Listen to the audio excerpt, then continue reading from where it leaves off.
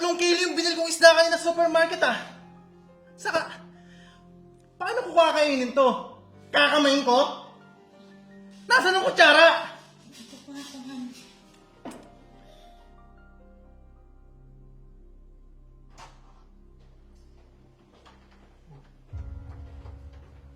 Pambihira. Ang kalat-kalat. Kat! Kat! Han, dumating ka na pala. Saglit lang ah. Pag-aaral lang kita, saglit lang.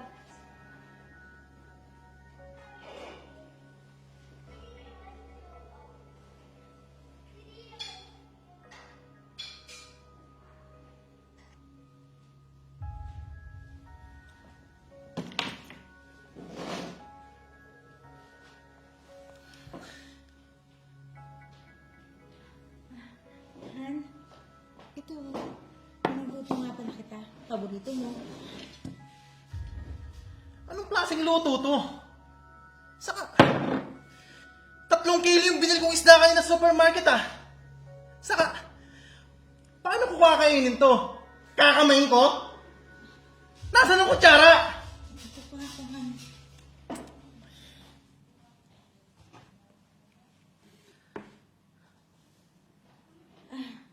Ano? Plastic? Ano to? Nasa fast food tayo?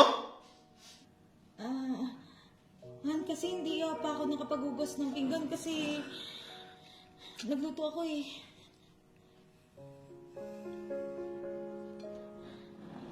Kain ka na ano?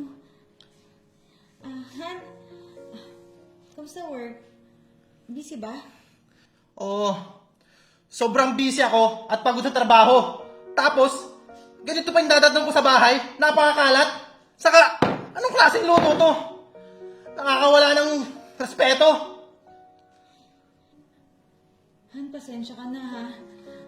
Ayusin ko na lang sa susunod. Lilinisin ko na lang yung mga kalat. Nagsusumikap ako para makabili ng magandang bahay. Tapos, tuwing uuwi ako, ganitong dadatnan ko? Ha? Han, pasensya na talaga. Nag-a-adjust pa kasi ako eh. Alam mo naman, kahit kila mama, wala akong ginagawa, di ba? Kasi may katulong kami doon. Makakapag-adjust din ako. Matututo rin ako. Ha? Kailan ka ba matututo? Ha? Ilang taon na tayo nagsasama, wala ka pang natututunan. Simpleng pagluluto, hindi mo pa magawa? Oh, kainin mo. Nawala na ako ng gana.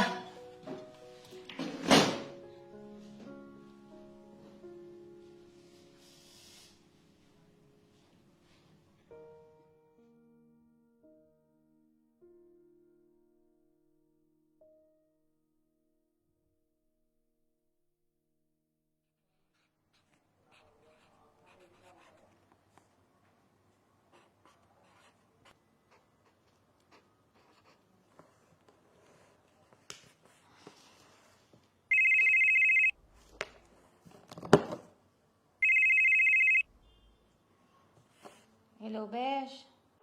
Hello, Besh. Asan ka na? Andito na ako sa baba. Bakit na ako dyan? Time mo na lang ako, ha? Okay, sige. Sige, see you. See you.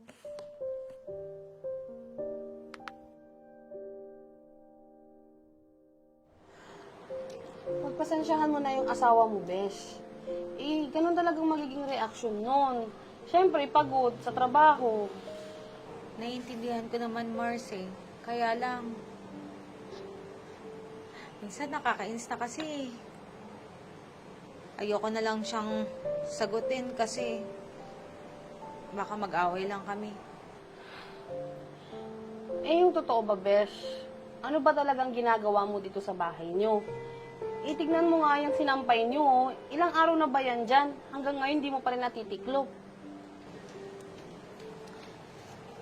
Nakikita mo to? Ano yan? Ba't Ayan, basahin mo. tingin nga nito? Yan lang naman yung ginawa ko kahapon, Mars. 8 a.m. Breakfast ni baby? 10 a.m. laundry. 12 p.m., lunch ni baby. 1 p.m., maglilinis ang banyo. Tapos, 3 p.m., magtitiklop ng damit. Lastly, 5 p.m., magluluto ng dinner. Aba, nako. Kung ako to, hindi ko kaya to, besh. Kaya nga ako nag-hire ng sarili kong maid eh. Hindi niya alam yan. Hindi niya kasi nakikita eh. Eh, kumalma ka na. Alam kong mahirap yung pinagdadaanan mo, lalo at mag-isa ka. Kaya kung ako sa'yo, payong kaibigan, besh, mag-hire ka na rin ng sarili mong maid. Mars, ayoko naman ng ganun. Asawa niya ako, kaya obligasyon ko yan. Kaya okay na lang din. Bilib talaga ako sa'yo. Napaka-strong mo. Tsaka sobrang mahal na mahal mo yung asawa at anak mo. Kasi, Besh, sila kasi yung mundo ko, Besh eh. Sila yung nagbibigay ng kulay sa mundo ko.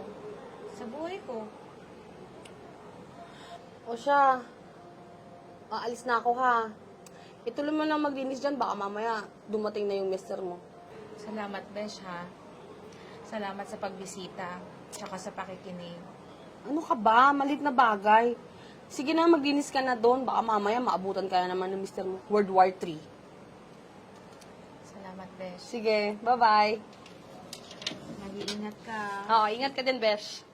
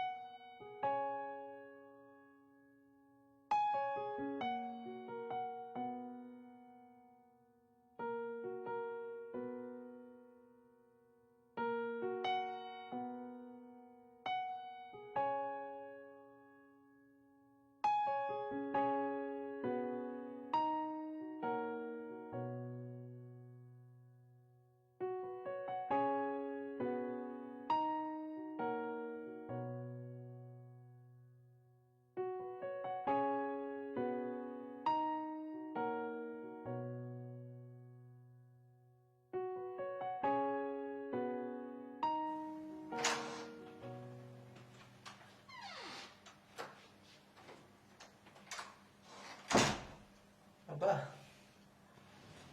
ang linis ah.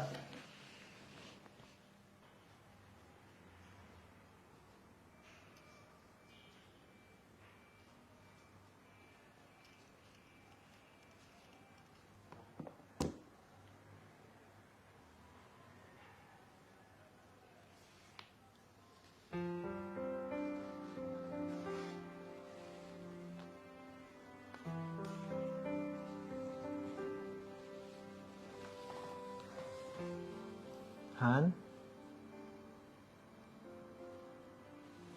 Han? Han. Alas 3 na, Han. Di ako nakapagluto ng dinner, Han. Sorry. Huwag ka na mag-abalahan.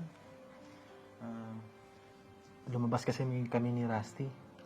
Pumunta kami ng Calle 7. Di ka nagsabi. Kali 7? Oo, kasi si Rusty may problema. Pinag-usapan lang namin. Sige. Ganito na lang. Lutuan na lang kita ng breakfast kasi 2 oras na lang. Pasok mo na. Huwag ka na mag-abala. Nag-leave na ako. Ha? Ba't mong gagawin yun? Di ba ayaw mo yun? Wala lang. Gusto ko lang makabawi sa'yo. Saka, sorry sa mga nasabi ko sa'yo nung nakarang araw. Okay lang, Han. Kasalanan ko naman eh. Di naman ako nakapaglinis ng maayos kahapon. Naintindihan ko. Hindi, Han. Gusto ko lang namang matuto ka eh. Kaya mo, Han. Makakapag-adjust din ako. Huwag ka na mag-abala. Ako nang bahala. Ako nang bahala sa'yo. Alam ko naman na marami kang trabaho dito sa bahay. Kaya hindi mo natapos yung paglilinis. Salamat, Ana. Ginagawa ko lang naman yun para matuto ka.